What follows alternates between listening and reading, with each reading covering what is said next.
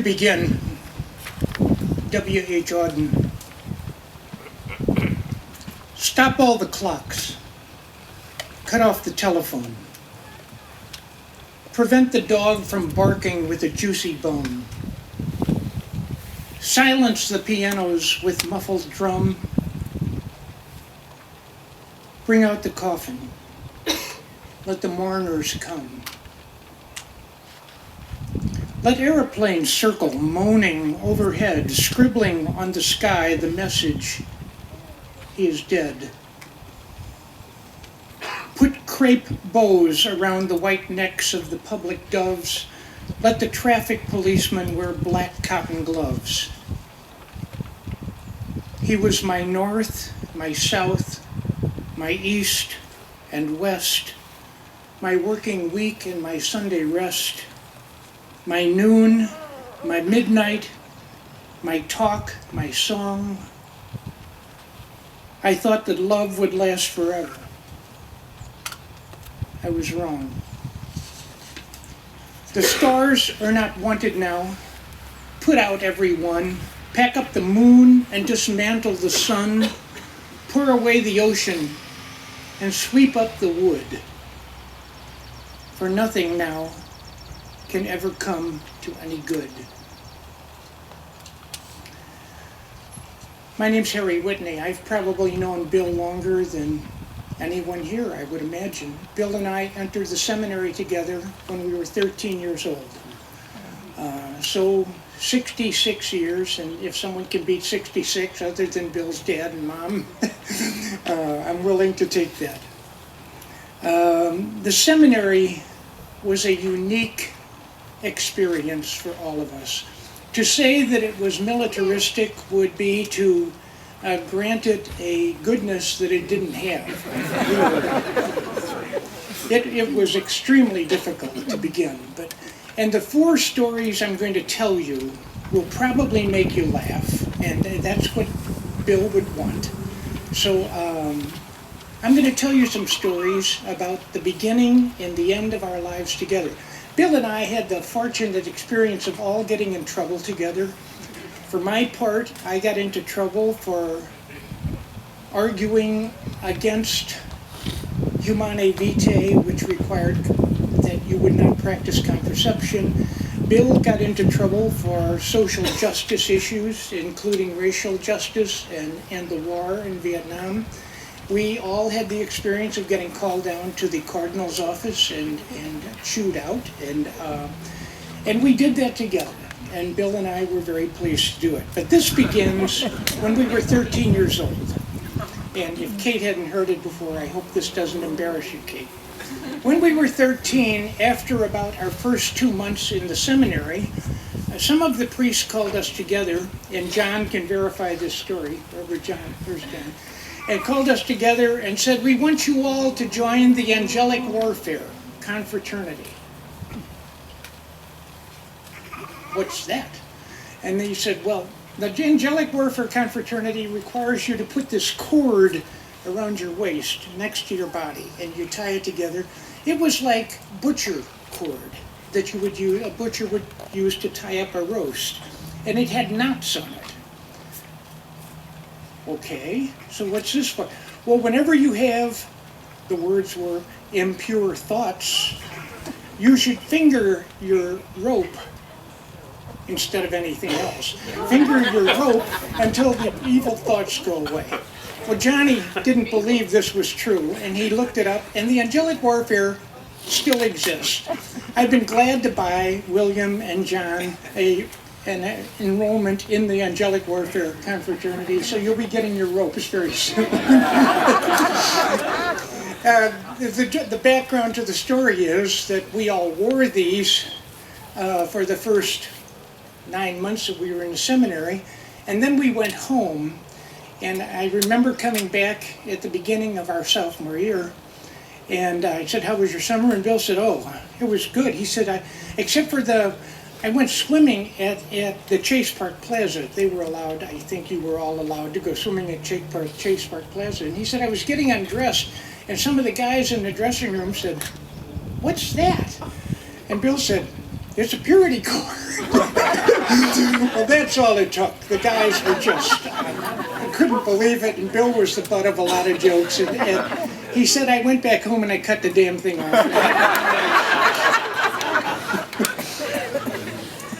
The second, that was in 1956, by the way, and it intends to let you know that, among other things, Bill was a very realistic individual. I mean, it didn't take a lot for him to whack himself in the head and say, I'm not going to do this anymore. And he was very good at doing that. The second story that I'm going to tell you takes place in 1963. It's not all that humorous, but we were in college, and Bill acquired a 10-record set of the play Who's Afraid of Virginia Woolf. I would recommend you not ever listen to it. Bill and I spent 2.5 hours in the lounge on a Saturday night, because that was the only day that you could talk on the lower level.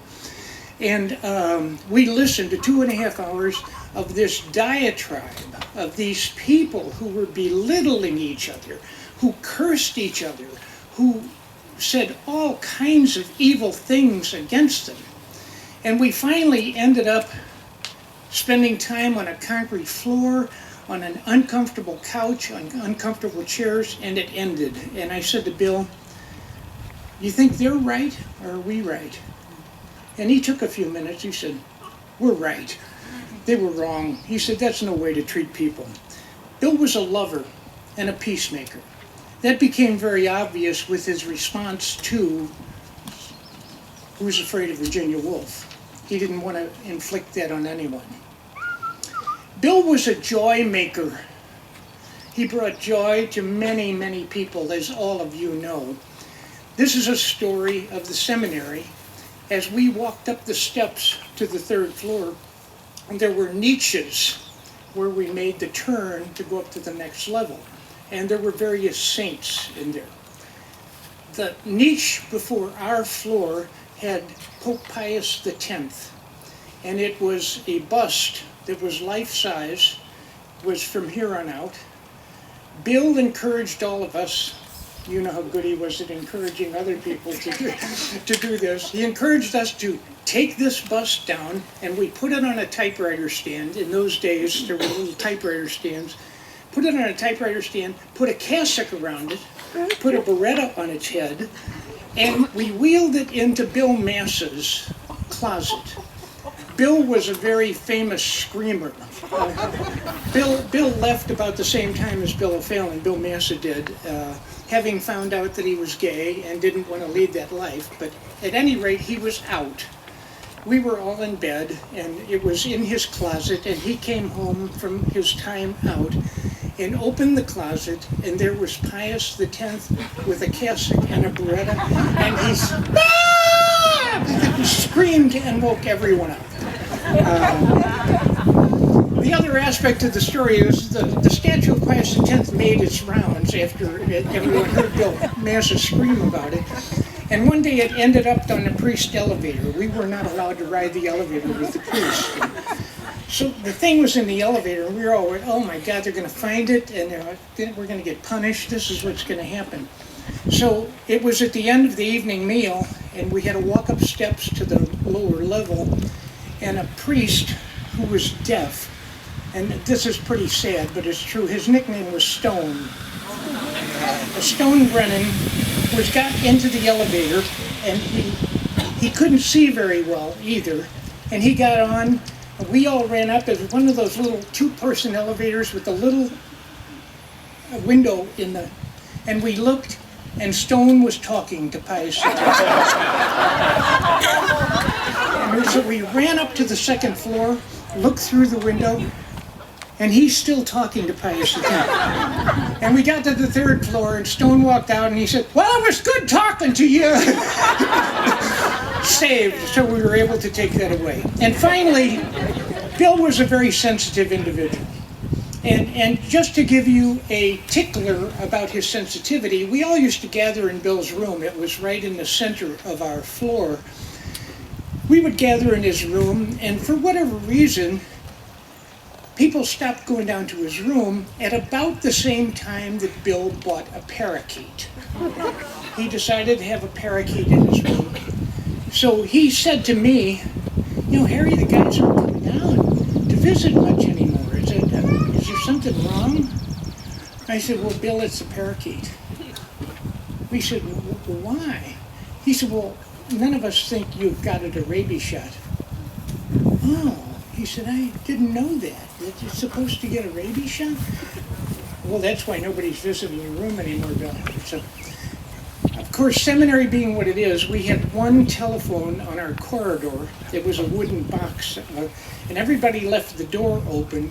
So we're all standing on the side while Bill calls the veterinarian. And you could hear what was going on. I mean, you couldn't hear the other side of it, but you could play it in your mind. Bill calls and said, I'd like to make an appointment. And the receptionist said, for what? And he said, I need to get a rabies shot. And the receptionist said, for a pet? He said, yes, for my parakeet. There was, of course, a long silence, and you knew that the receptionist went to get the veterinary assistants, and everybody else in the office to sit around, put it on a speakerphone, and she said, now, excuse me again, what is this for?